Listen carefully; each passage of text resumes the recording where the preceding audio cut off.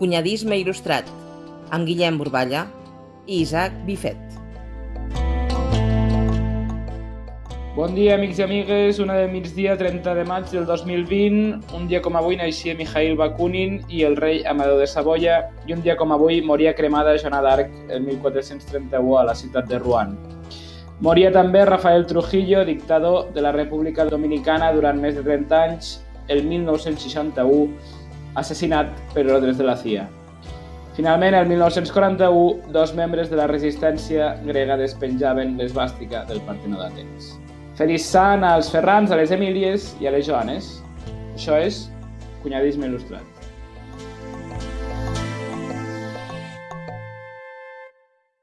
Anem amb el temps. Cel serè a tota la plana, menys alguns núvols baixos que poden aparèixer a l'est de les Garrigues i el sud de l'Urgell. Dilluns sembla que plourà al Pirineu, mínima d'aquest matí 7 graus al Pic de Salòria, màxima 24 a Vallfogona de Balaguer.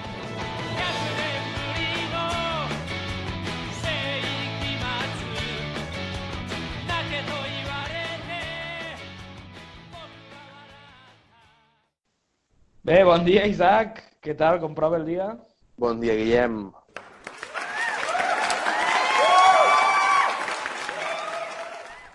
Doncs mira, nerviós. Tants dies que no gravàvem, estic nerviós. Sí, hem tingut problemes. Deixa'm dir que estrenem oficina a Toulouse.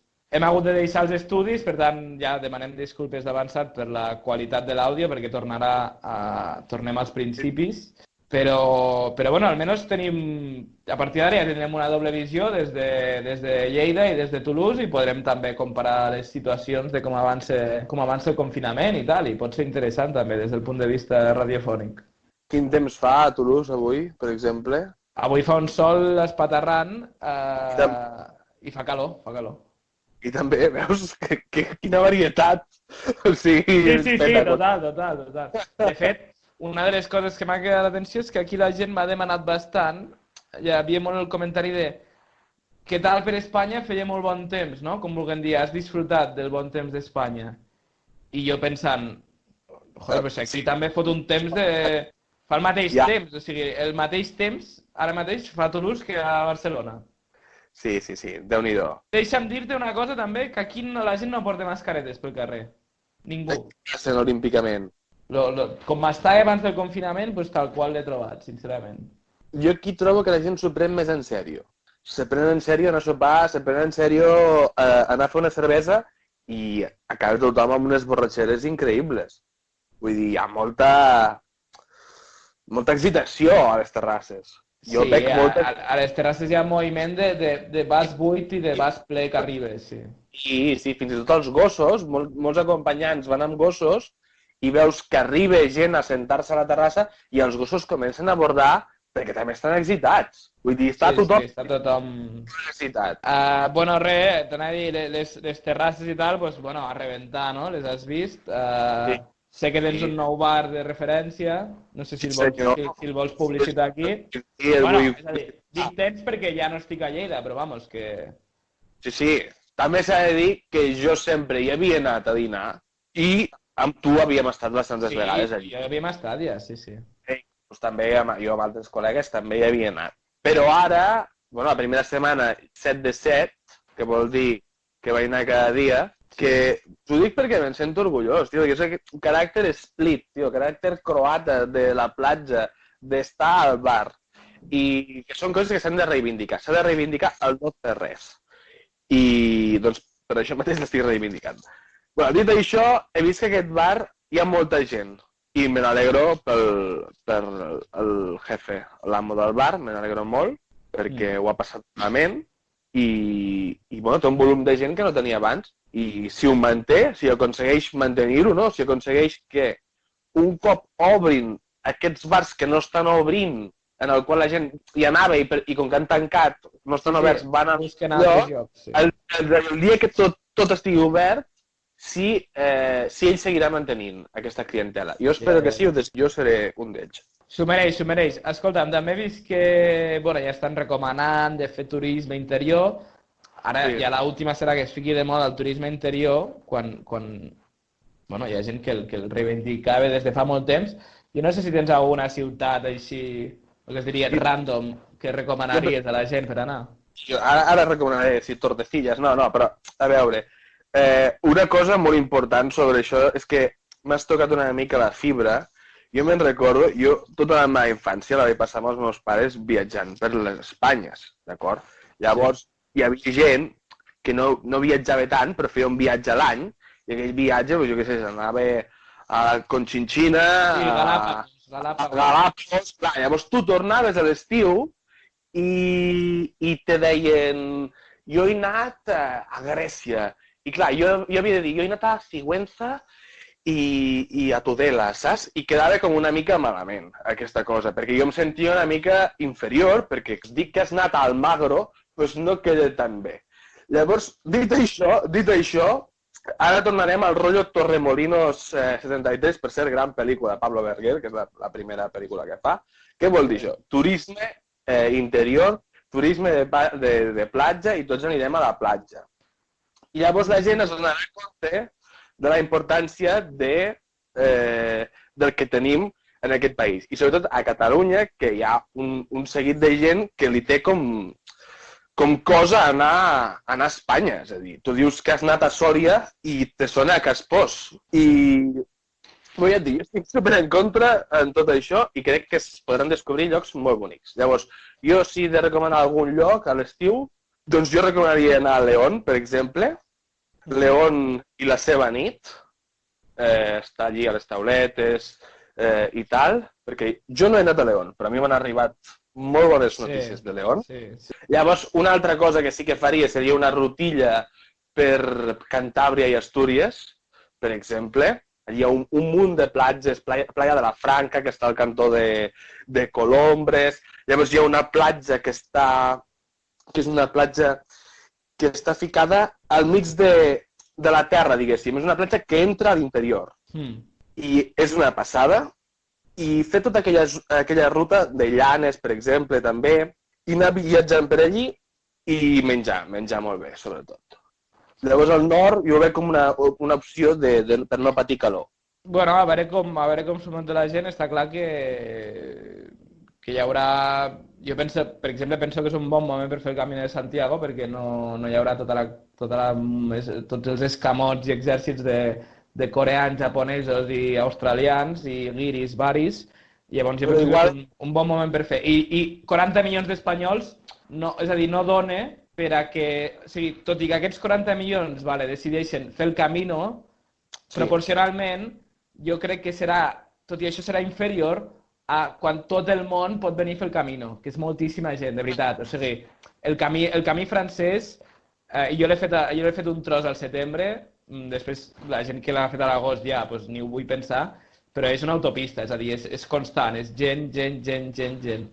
I jo penso que només espanyols és un bon any per fer-lo, jo penso, sincerament. Sí, senyor. Perdona, i no només és Espanya, sinó que la gent... Hosti, que la gent pot ser també que vingui a Lleida, que vingui als Pirineus de Lleida, al Prepirineu de Lleida i que la gent en conegui més, no? O a les muntanyes de Prades o als ports de Beseit.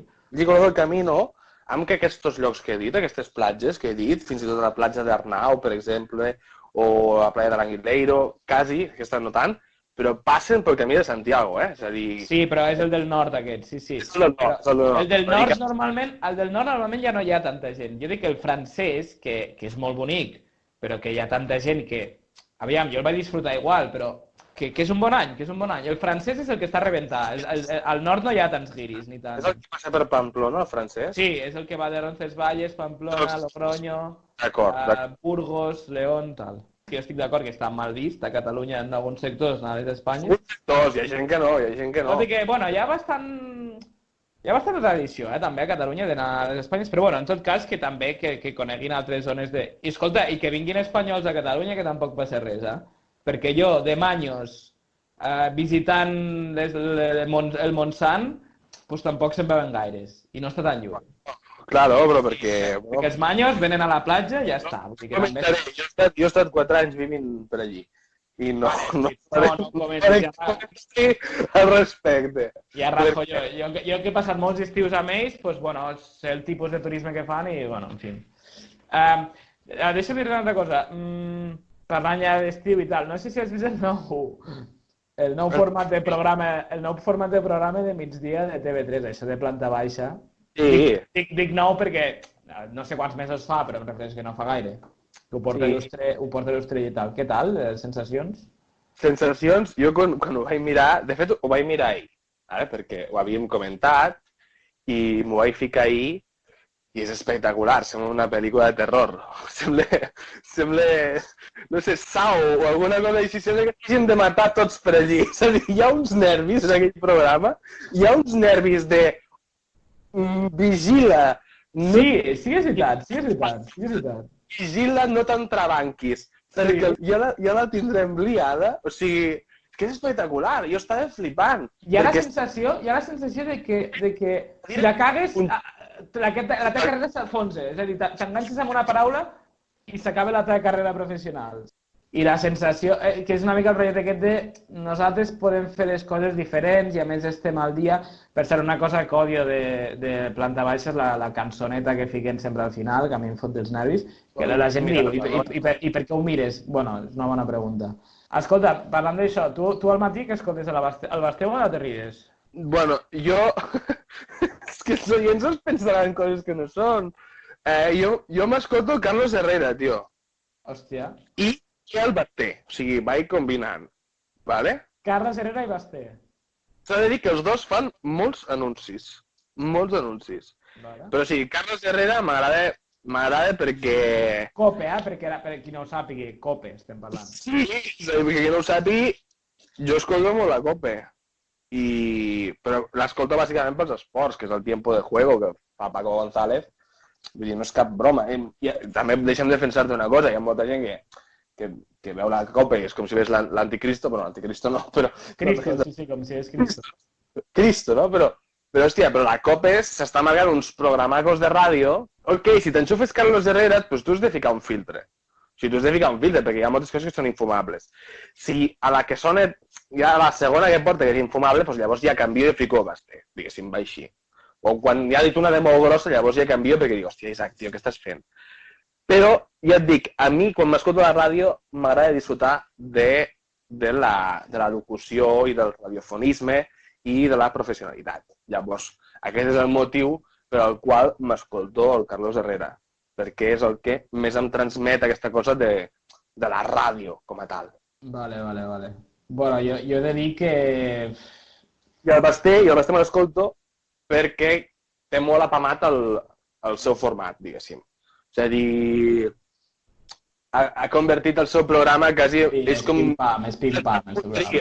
Vull dir, ell va... Vull dir, no li costa treball fer... No se li nota que li costi treball, que això és una cosa positiva. No estic dient que no treballi, estic dient que ho normalitza d'una manera que també es fa agradable escoltar-ho. No es veu algo feixuc, sinó que és com si... Bueno, sí, que jo l'he escoltat alguna vegada també parlant i una mica síndrome qui era l'altre personatge que també era així. Bueno, ara no recordo qui era, però una mica no m'agrada la feina que faig, saps? el Clapés! Com el Clapés, exacte. Pues el Basté una mica igual, tant. El Basté en plan queixant-se molt de que havia de matinar, una mica com, sempre que parla de la ràdio, una mica com... Bueno, perquè jo crec que està de moda cobrar 700.000 euros i dir que no t'agrada el que fas. Clar, vull dir, exacte. Sí, tal qual. Tu l'altre dia te vaig veure amb un paquet de cigarros industrials. I llavors la meva pregunta és, a quina edat creus que s'ha de deixar de fumar de liar? Si és que s'ha de deixar de fumar de liar amb alguna edat. Jo crec que hi ha dos coses importants, ¿vale? Que és que uno s'ha de fumar, però bueno, per això ja està el matrimoni. Jo crec que quan comença el matrimoni s'acaba de fumar. I llavors, quan s'ha de deixar de fumar de tabac de liar? Quan te divorcies, tornes a fumar, però fumes industrial. Llavors, dit això, tenint aquests 3 punts, quan estàs solter, pots fumar tabac de liar. Seria la... O sigui, no va per edats. No, va més per estat civil. Jo ho faria així. Tu no estàs solter i fumes de liar. Sí, bona pregunta, però jo sóc jove. És a dir, la teva llei se podria dir a partir dels 30 anys, jo crec, d'exemple. Sí. Tot i que també fumo tabac industrial, fumo les dues coses. Sí, vas fumar les dues coses, però a veure, se't veu més amb liar, què tal? perquè ets solter fins que no et cases. Ja. Bueno, Ja, vale, sí. Bueno, vist així des d'un punt de vista... jo l'altre dia vaig enviar uns papers i hi havia, és a dir, m'estava divorciat, casat, tal, i vaig ficar solter. Sí, clar, que has de ficar. T'anava a dir que, per exemple, gent que fuma de liar, Josep Pla, per exemple, que a l'entrevista se'l veu fumant de liar, perquè efectivament va ser sempre un solter, i no sé, fumar de liar sempre és Lucky Luke, saps? És una mica el tio solitari, el no sé què. El tabac de liar, primer de tot, és brut, fa brut, vale? Començaríem per aquí. Perquè sempre que lies... Sempre cau algo, sempre tal, sí. Imagina't que estàs allà en un bon restaurant, amb estovalles de fil, de color blanc, no? I, clar, bueno, te l'has de... parlant de terrassa, perquè no es pot fumar. Però en el cas que estiguessis en un restaurant abans del confinament... Sí, VIP, tal, sí. Te'l dies abans, no? I et deixes la taula feta un Cristo. Doncs no fa net. En canvi, també hi ha una altra cosa, que el tabac industrial, per això he dit que el divorciat li va molt bé, no? S'hi presta més a convidar. O sigui, perquè tu treus dos i convides amb aquella noia que està, per exemple, fumant allí. Sí. O aquell noi també funciona al revés. No fem... Què li diràs? Te'n lio un, ja se't veu el llautó. Se't veu un altre cop, tornem a Canet Rock. Tornem a aquesta cosa de te'n lio un. O sigui, no. No hi ha sutilesa. En canvi, treure'n dos i ficar-te'n una a la boca i donar-li al senyoret o a la senyoreta, doncs fa... denota una mica més de classe. Fa més galant, sí, fa més galant. Més galant, i repeteixo, no és tan brut, perquè quan tu li diries un cigarro a una altra persona, li estàs llepant el cigarro, també. Sí, i a més hi ha el moment aquell de ja me'l dio jo, llavors que si de la boquilla... Sí, no és elegant. Molt contacte. O sigui, en temps de coronavirus, per exemple, el tabac de liar... Estarà perseguit, sí, s'ha de... És a dir, no... No es compartiria tant, sí, no es compartiria tant. Bueno, és que de fet això, al restaurant, resulta que ens estan obligant a un munt de coses, però l'aire condicionat diuen que és un dels màxims propagadors de... I els cacauets que et porten a la taula. Exacte, els cacauets de l'altre dia, és que clar, dius... Tot i que jo vaig prendre una beguda en un altre local, que no era el museu, i ens van portar amb potets individuals els cacauets. A on era això, si puc...? A l'Hotel Real. Vale. Es diu així o no? Sí, Rambla. Bueno, allí, allà, davant del riu. Sí, exacte, allí. Potets... Hi havia genteta per allí o...? Sí, molts mosquits. Vale. Pues anem a la pel·lícula, i fem una pauseta. Vinga, fins ara. Adeu. Avui és la Diada Nacional de Croàcia i dediquem la següent cançó als croates i sobretot a les croates.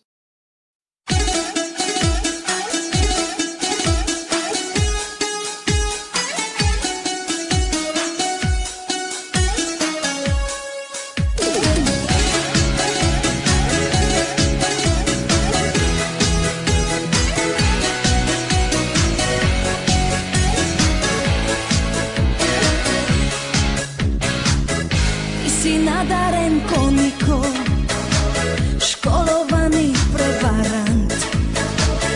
Imao si, nisi znao, kako sjaji dijamant. Uvijek sretan kraj, izbjegnem za tako, možda rođena sam u pogrešnom znaku. Ni okrenuo se nisi, za mnom kao drugi svijet. Niti gurnuo kamenčić, za mnom jednom zauvijek. A ja samo sam htjela od sad djeci malo ljubavi, pa ti sada reci. Ja sam ti bila privjesa, što se sija, opana je kopija o mom srcu, samo bižuterija. A bila sam ti suđena, blago meni, još po sebi, tvoje prste osjećam. Ja sam ti bila privjesa, što se sija, opana je kopija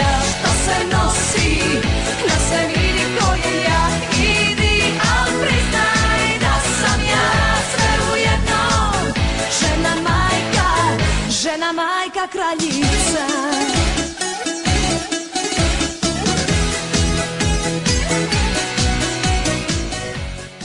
La película. Ti si nadaren ko niko, školovani prevarant. Imao si, nisi znao, kako sjaji dijamant.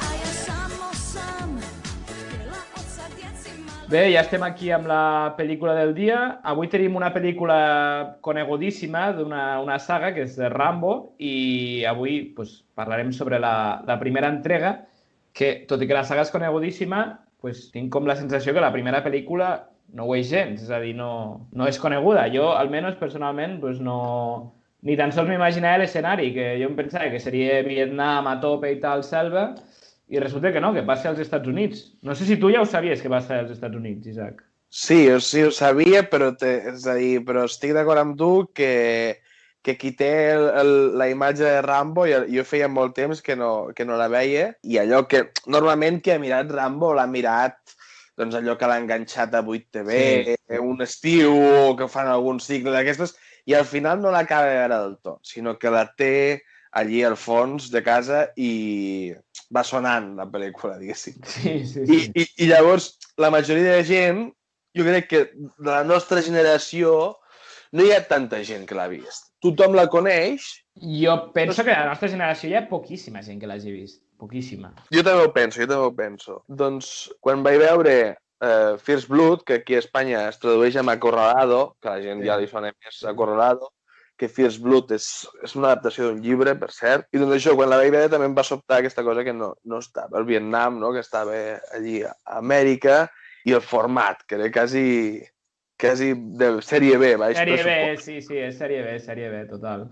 Sí, deixa'm introduir breument la pel·lícula. La pel·lícula és del 82, és d'un director que es diu Ted Kotcheff, i sí que és curiós que la banda sonora és del Jerry Goldsmith, que és un compositor mitiquíssim de Hollywood, que havia fet les bandes sonores pel Hitchcock i el John Huston, la d'Alien, bueno, 1000 coses, que per cert està molt bé, la banda sonora, a mi m'agrada bastant.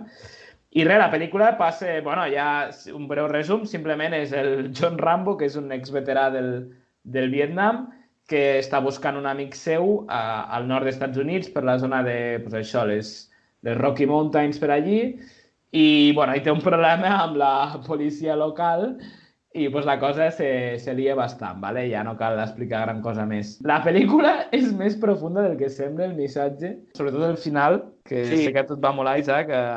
Una mica un personatge de Jean Valjean, una mica l'antiheroi, no? És un antiheroi. I és quasi una historieta, una batalleta, és quasi fantàstic el que passa. Sí, és que té com una cosa de malson, més que de somni.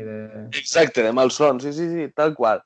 Doncs, si al final em va agradar moltíssim, és que no sé jo si explicar-lo. Jo crec que simplement podem dir que hi ha un monòleg, un soliloqui, que està bastant interessant. És inesperat i bastant interessant. I fa un homenatge a un determinat col·lectiu que en totes aquestes pel·lícules del Vietnam, perquè encara que la pel·lícula no passi el Vietnam, va de les seqüeles. Sí, formen part del gènere, sí.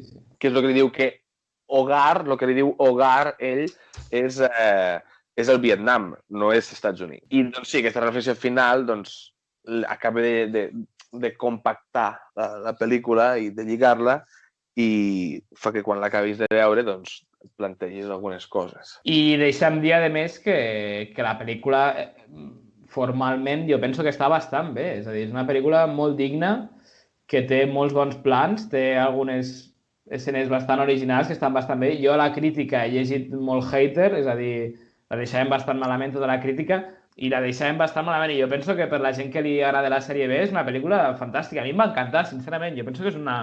A mi m'agrada molt, no m'ho esperava i a part de que estàs molt entretingut, ja et dic, té moments que realment estan molt bé. El moment amb l'helicòpter, per exemple, penso que està molt bé aquí. Guillem, jo penso que hi ha molt hater al voltant d'aquesta pel·lícula també per temes polítics i per lo que simbolitza. Al final va una mica lligat a la reflexió final que estem dient de la primera part. Anti-hippie, és una pel·lícula anti-hippie. Exacte. I per això hi ha aquesta cosa, aquesta animadversió cap al Rambo, i cap al símbol del Rambo, perquè evidentment el símbol del Rambo és el que és. I per conseqüència cap al Sylvester Stallone, per cert, també s'acaba fent una... Sí que és cert que si tu mires la segona pel·lícula, per exemple, la segona pel·lícula ja sí que és una superproducció d'aquestes sense solta ni volta. Sí. Sense solta ni volta tampoc, perquè hi ha molt treball darrere. Ja saps que jo defenso qualsevol cosa que... ahir mirava, per exemple, que estava mirant la Amos de la Calle o una cosa així, saps? Bueno, que hi ha un treball, sempre hi ha un treball al darrere. Però la segona part, Acorralado número 2, doncs sí que ja se li veu una mica el llautó. Hi ha anuncis de publicitat, per exemple, hi ha un gran anunci a principi de Coca-Cola, i allí canvien ja el discurs. Allí és com que els hi va passar factura i a la segona ja hi ha un esperit crític com per contentar tothom. Perquè la pel·li fa 6 anys més tard, la segona, i és com, bueno, ok, fem la segona, la fem molt millor, és a dir, en virtut de molts més diners, fiquem molt més diners, busquem tot el que sigui, però contentem a tothom. És una pel·lícula que amb ganes d'arribar a tothom, que crec que la primera no té ganes de ser una pel·lícula taquillera i rebentar un vendes.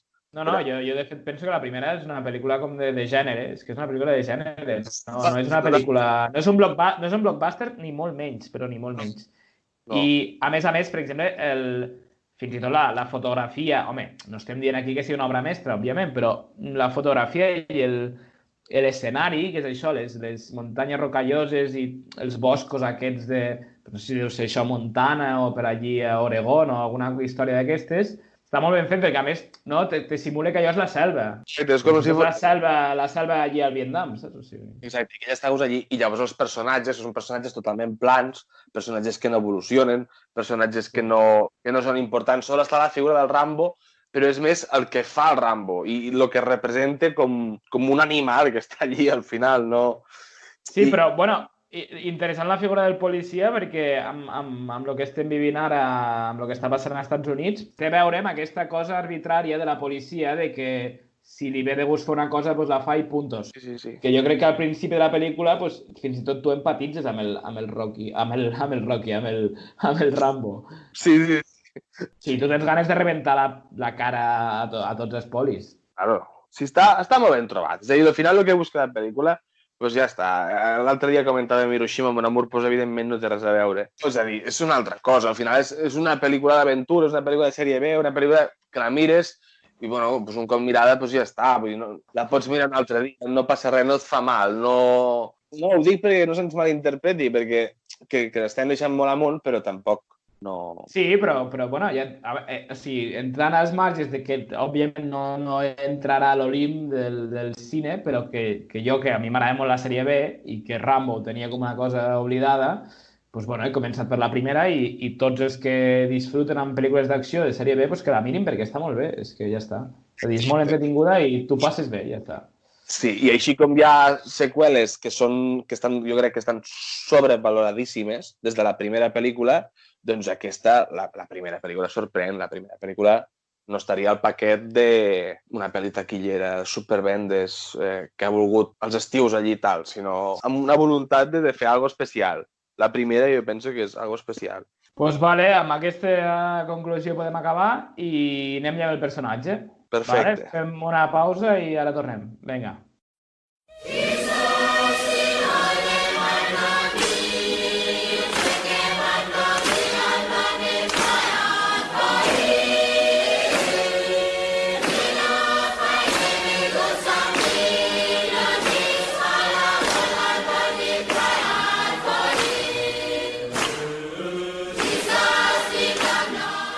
El personatge.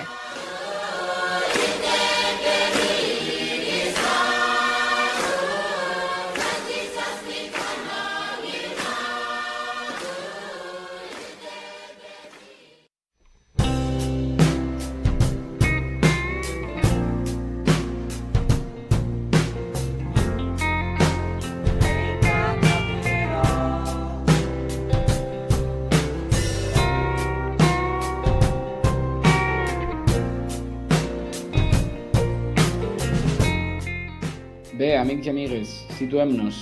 1807, desert d'Aràbia. Domènec Badia, àlies Ali Bey, està a punt de convertir-se en el primer europeu en trepitjar la Meca. Vosaltres us el mireu damunt el dromedari, imponent amb la barba i el bigoti frondós, turbant al cap i astrolàbia a la mà. Parlant un àrab perfecte, es dirigeix amb naturalitat a la resta de peregrins que es troba, fumant en algun poblat o traient aigua d'algun pou. Diu que és descendent de Mahoma.